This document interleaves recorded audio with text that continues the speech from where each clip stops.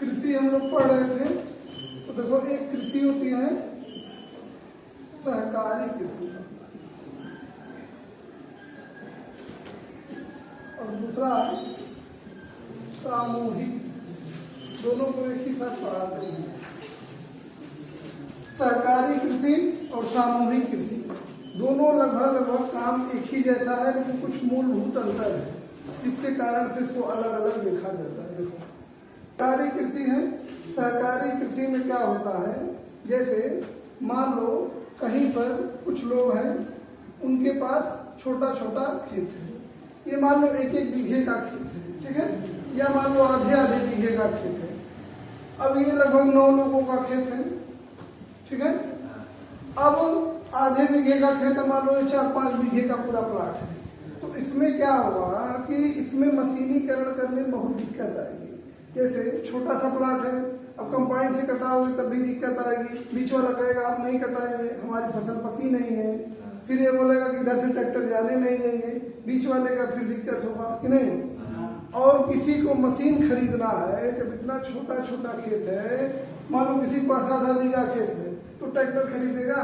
1 बीघा खेत है तो ट्रैक्टर नहीं खरीदेगा, पूंजी नहीं है उसके पास। या फिर बोरवेल लगवाना हो तो वह बोरवेल नहीं लगवाएगा, पंपिंग सेट नहीं खरीदेगा सिंचाई के लिए, इससे उत्पादन प्रभावित होगा कि नहीं, ठीक है। अब ये क्या करेंगे, ये सब आपस में मिल जाएंगे और एक सहकारी समिति बनाएंगे। सहकारी समिति क्या होता है, देखो सरकार ने कुछ प्रावधान किए हैं, इसमें नियम बनाया गया सहकारिता नियम में कि लगभग 21 लोग हो जाएंगे अगर, तो उनको एक सहकारी समिति का दर्जा दे दिया जाएगा। उनके नाम से खेत रहेगा, लेकिन वह कुछ भी काम करेंगे तो सामूहिक रूप से काम करेंगे। जैसे उसमें जो उत्पादन होगा बराबर बराबर बांटा जाएगा, ठीक है। जैसे मान लो ये जितना भी खेत है, 21 लोगों का खेत हो, मान लो 10 बीघा खेत हो गया, 12 बीघा खेत हो गया, जितना उत्पादन होगा तो वह 21 लोगों 22 लोगों में बराबर बराबर बांटा जाएगा, ठीक है। मेहनत भी वो बराबर करेंगे। और यह जो सहकारी समिति बना लेंगे, इनके पास मान लो किसी के पास मान लो 10-10 हजार रुपये सबके पास है, तो एक साथ लगाएंगे 20-22 लाख, तो 2 लाख रुपये हो जाएगा कि नहीं। कोई भी मशीन खरीदना हुआ खरीद लेंगे, यानी कि यह अपना श्रम पूंजी दोनों लगा रहे हैं कि नहीं सामूहिक रूप से, तो मुनाफा भी जो होगा वह सामूहिक रूप से होगा और बांट लेंगे। इससे फायदा क्या होगा, अब मान लो ये कोई मशीन है जो महंगी है, जो खरीद नहीं सकते, ट्रैक्टर जैसे खरीदना है 4 लाख का है, तो 20-20 हजार रुपये लगाएंगे, सब लोग खरीद सकते हैं कि नहीं। और उसी ट्रैक्टर से पूरे खेत की जुताई होगी, उसका किराया बच जाएगा। और मान लो कहीं पे उनको बोरवेल लगवाना है सिंचाई के लिए, तो बीचों बीच में कहीं लगाएंगे और चारों दिशाओं में एक ही बोरवेल से सबका पानी चला जाएगा कि नहीं, समझ में आया। और मान लो फिर भी वो काम नहीं कर पाते, पूंजी की समस्या आती है, किसी मशीन को लेने में, खाद उर्वरक बीज के लेने में, तो सरकार उनको सहकारी समिति के हिसाब से लोन ज्यादा देगी। क्योंकि अगर किसी के पास आधा बीघा खेत है तो उसको थोड़ा लोन मिलेगा, अगर मान लो 20 बीघा हो जाएगा तो ज्यादा लोन मिलेगा कि नहीं। अभी 10 हजार मिलने वाला था तो 2 लाख लोन मिलेगा बीज और खाद के लिए। और एक किनारे से जब एक ही साथ फसल बुआई होगी तो पकेगा भी एक साथ कि नहीं, तो उनका मशीन से कटाई छटाई उनको बाजार ले जाना आसान हो जाएगा, तो सबका फायदा है। इस वजह से सहकारी कृषि की जाती है, ठीक है। अब सामूहिक कृषि क्या होती है, इसमें भी देख लो थोड़ा सा अंतर है, इसमें भी वही काम करेंगे, ठीक है। लेकिन इसमें जैसे अभी ये संगठन कृषक मिलके बना रहे हैं, इस संगठन में सभी सदस्य कृषक होंगे, कोई नियम बनाना होगा, जिनका खेत है वही बोलेंगे जैसे लोन लेने जाना है, तो यही सब लोग मिलके जाएंगे लोन लेने। अगर मान लो आधे लोगों का मन नहीं है, आधे लोगों का मन नहीं है लोन लेने का, तो लोन नहीं लेंगे। लेकिन इसमें क्या है, सामूहिक कृषि में इसमें जो भूमि होती है वो कृषक की भूमि नहीं रह जाती। जैसे तुम्हारी भूमि है, सामूहिक कृषि में चली गई तो यह सरकार की हो जाएगी, ठीक है। किसकी हो जाएगी, सरकार की। ये सरकार की भूमि हो गई। अब उस पर जाके काम करेंगे हम लोग, और जो फायदा मिलेगा उसमें से कुछ वेतन दिया जाएगा या अनाज दिया जाएगा, ठीक है, समझ में आया। इसमें भूमि जो है सरकार ले नहीं रही है, बाद में जब सहकारी संगठन टूट जाएगा या अलग होना चाहेंगे हम, तो अलग हो सकते हैं, लेकिन इसमें क्या है, भूमि पर उसका निजी अधिकार नहीं रह जाएगा। जैसे कहेंगे तुम्हारे नाम की जमीन है तो वहाँ किसी के नाम की जमीन नहीं रहेगी, पर पूरे गांव की जमीन रहेगी, उसी में सब लोग जाके खटेंगे और पूरे गांव का उत्पादन पहले से निर्धारित कर दिया जाता है। जैसे गढ़मलपुर में है तो गढ़मलपुर का उत्पादन निर्धारित कर दिया गया कि 100 बोरा गेहूं होना चाहिए, ठीक है। अब 100 बोरा गेहूं किसी भी हाल में आना चाहिए। अब 100 बोरा का गेहूं आ गया, अगर इससे ज्यादा आया 120 आ गया तो 100 सरकार ले लेगी और जो 20 बचेगा, मतलब इसके लिए भी मतलब तनख्वाह मिलेगी, वेतन मिलेगा या जो भी मिलेगा उसका पारिश्रमिक मिलेगा।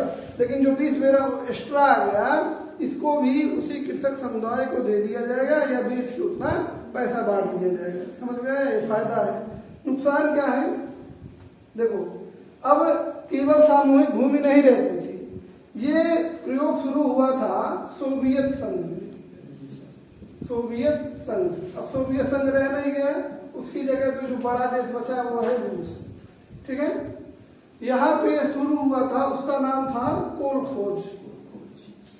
कोल खोज एक कृषि की विधि थी, तो वास्तव में सामूहिक कृषि ही थी।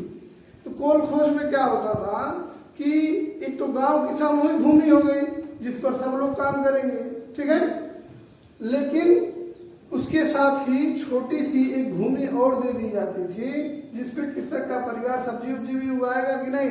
सिर्फ गेहूं खा के तो नहीं न रहोगे, गांव में रह रहे तो सब्जी चाहिए, दाल चाहिए, जो भी पशु चाहिए, मीट चाहिए, दूध चाहिए, नहीं तो उसको कुछ पशु कुछ जमीन दे दिया जाता था हर परिवार के हिसाब से। अब मान लो ये 100 बोरा उत्पादन निर्धारित किया गया था, अभी बताए ना, 120 हो गया तो 20 का तो फायदा हुआ तो गांव में बट गया। अब मान लो 80 बोरा हो गया, तब 20 बोरे की भरपाई भी करनी पड़ेगी, सबके एक पशु छीन लिए जाएंगे, नहीं उनकी पशु या जमीन जब्त कर लेगी सरकार, तभी ना डर के नाते सब लोग मेहनत करेंगे 100 बोरा कम ना होने पाए, और ज्यादा हो जाएगा तो प्रोत्साहन मिलेगा और ज्यादा उपजाओ तो 100 बोरा उपजाएंगे, 100 बोरा ले लेंगे। समझ में आया? तो इस व्यवस्था को कहते हैं कोल खोज। कहाँ पे लागू हुआ था? रूस में, ठीक। तो ये रूस में बहुत सफल रहा। सहकारी कृषि में जो सबसे महत्वपूर्ण देश है ये यूरोपीय देशों में लागू हुआ, और जो सबसे ज्यादा जहां सफल हुआ उसका नाम है डेनमार्क, ठीक है। तो ये समझ में आया दोनों, सहकारी कृषि क्या होती है, सामूहिक कृषि क्या होती है। एक बार फिर से देख लो शार्ट में। सहकारी कृषि में कुछ किसान आपस में आएंगे, मिल करके कुछ भूमि को छोटे छोटे टुकड़ों को मिलाकर एक बड़ी भूमि बनाएंगे और एक संगठन बना लेंगे, उसको बोलेंगे सहकारी समिति, जिसके आधार पर उनको लोन मिल जाएगा, मशीनीकरण करने की आवश्यकता होगी, सिंचाई के लिए बढ़िया इन्वेस्ट कर पाएंगे। ये सब फायदे हैं, लेकिन इसमें सबसे बड़ा फायदा ये है कि किसान की अपनी जमीन बची रहती है, उसमें उस जमीन का मालिक वह खुद रहेगा। सहकारी कृषि में वह जमीन कृषक की नहीं रह जाती है, वह किसकी हो जाती है? सरकार की या गांव की हो जाएगी, जिसपे पहले से निर्धारित कर दिया जाएगा कितना उत्पादन करना है। अगर उससे अधिक उत्पादन होगा तो सरकार उन लोगों को प्रोत्साहन राशि के रूप में जो अतिरिक्त राशि होगी वो दे देगी, अगर उससे कम होगा तो उनको दंडित किया जाएगा, ठीक है। और यह प्रथा कहाँ चली थी? सोवियत संघ में, रूस में। ये मतलब सोवियत संघ जो है आज टूट गया है तो रूस हो गया है। यहाँ पे स्टालिन के समय में एक प्रथा चली थी, उसको जो ये खेती की जाती थी उसका नाम था, सामूहिक कृषि का नाम था क्या? कोल खोज, ठीक है। और सहकारी कृषि सबसे ज्यादा कहाँ सफल हुई? डेनमार्क।